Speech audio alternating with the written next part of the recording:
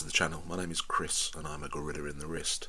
Today we're going to tell a cautionary tale which involves a brand that I have a lot of time for, a watch design that I've always had a bit of a soft spot for, and the consequences of looking a gift horse in the mouth when it's shouting caveat emptor at you. Welcome to the 2023 Christmas roast.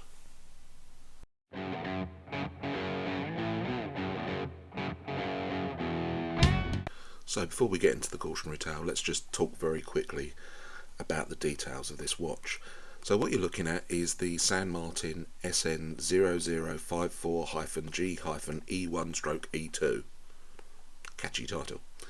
It's a 39/40mm GMT watch. It houses the NH34Movement, as you can see. It has a nice domed sapphire crystal actually. Quite like the sapphire crystal on this one. It's got 48mm lug to lug, so an eminently wearable size. It has fairly standard 20mm strap width and comes in at just under 13mm thick. The crown is signed. There is a GMT 24-hour bezel, fixed bezel around the outside of the watch. It's a white dial with applied indices. The hands are Tudor-esque, shall we say, and there are a combination of triangular, circular and baton style indices all the way around. Date complication at the 3 o'clock position. Has San Martin logo above the pinion, and below the pinion has 100 meters automatic something. Sorry, no, it says GMT automatic 100 meters. I may be making all of that up. Hang on. No, 100 meters. I was right. And was supplied on a steel bracelet, but is now on this quite nice Vario canvas field strap, and we'll get into why in a minute.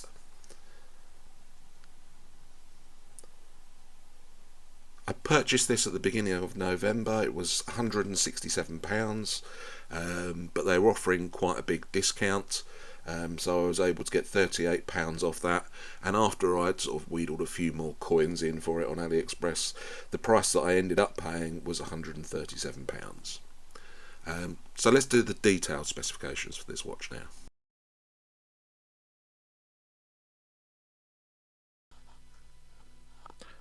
So let's quickly run through the numbers on this one. The dial width is 39/40mm. The lug to lug is 48mm. The lug width is a fairly standard 20mm, and the thickness comes in at just under 13. This is housing the Seiko NH34 GMT movement. On the supply bracelet, weighs in at 142 grams, offers 100 meters of water resistance, and has a really nice domed sapphire crystal. One of those positive things that I can say.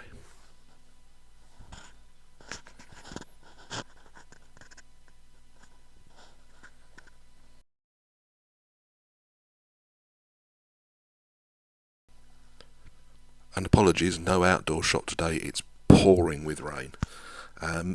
However, what we do have is a very good loom shot, and one of the things I can say about this watch is the loom is excellent. It's BGW 1X, and it really does hang in there. So this was a full 5 minutes of video, and as you'll see, it's hanging on pretty good at the end of that.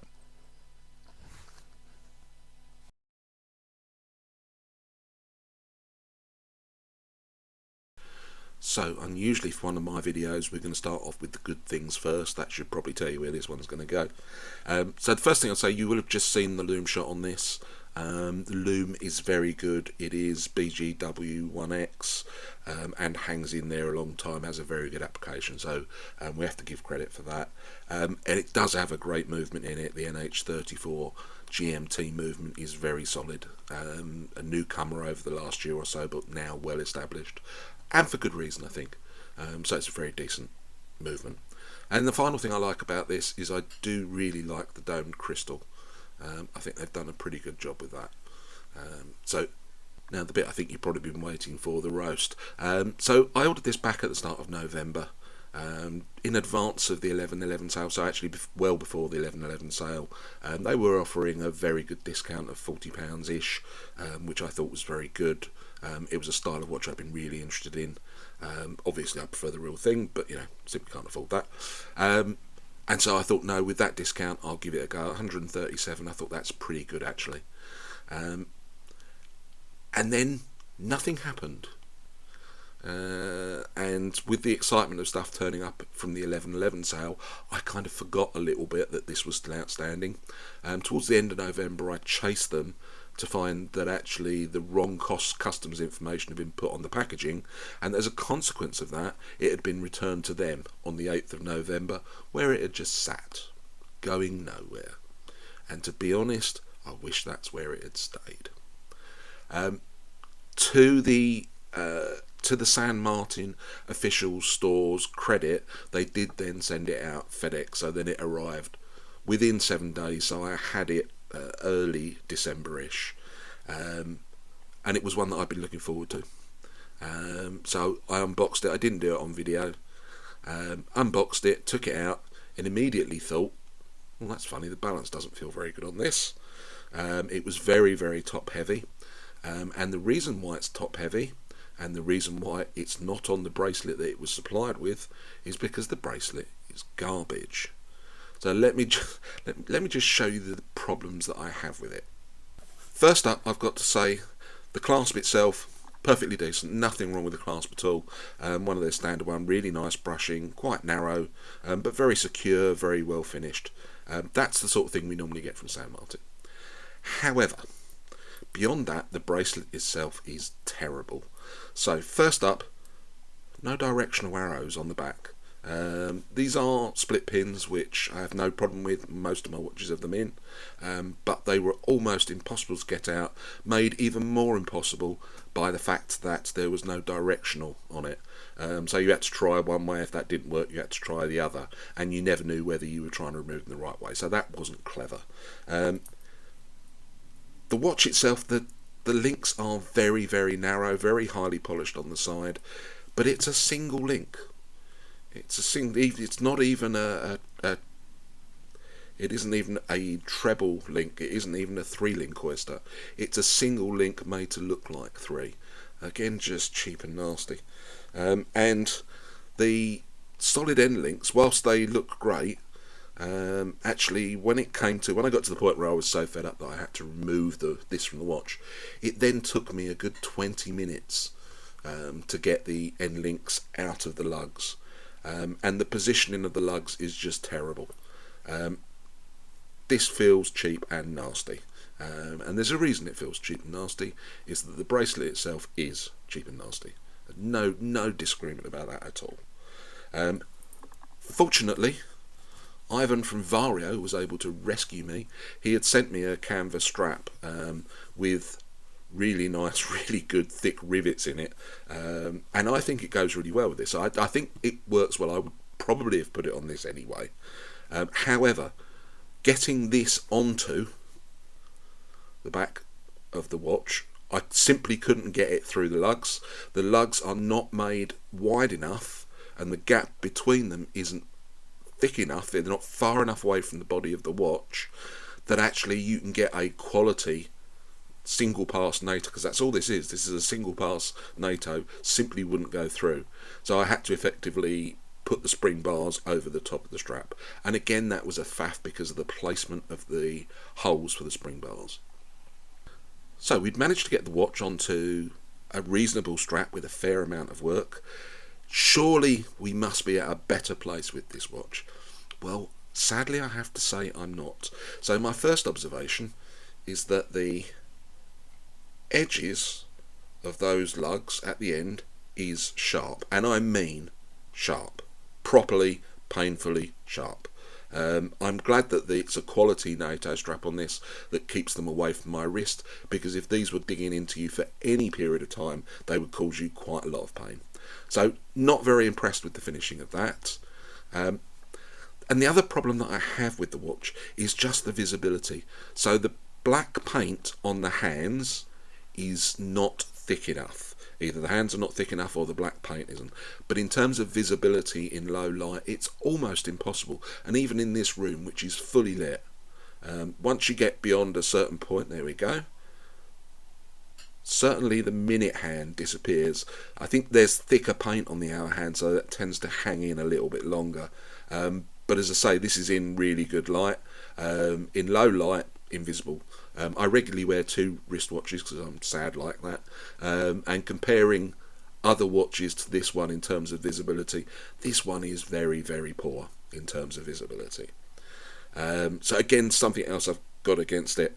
The rest of the finishing is okay. I mean, it's not terrible. It's okay, probably closer to their usual standard. But the story doesn't end there.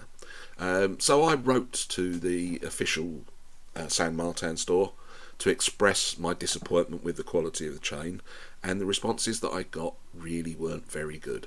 The first response, which they deleted within 24 hours, never a good sign, basically said, well, you should have got a later model.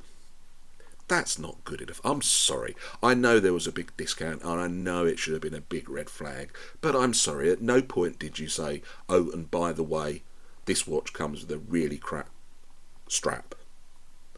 It's just not acceptable to say that. So that message then disappeared, and they tried to suggest in a following message that they were trying to follow the sleek lines of the watch. Well, I have plenty of watches that have sleek lines. They don't have crap straps on them. So that doesn't really wash with me either.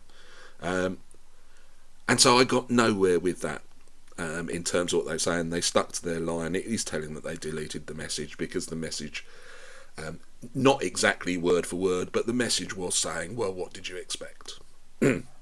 Not really acceptable. Not from a brand with this reputation and quality of finishing. It's just not good enough, I'm sorry. And then the final insult was on the 23rd of December.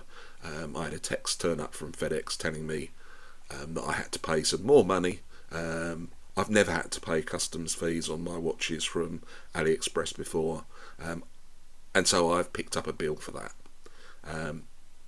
Just rubbing salt into the wounds, really. So yeah, this hasn't been a great experience.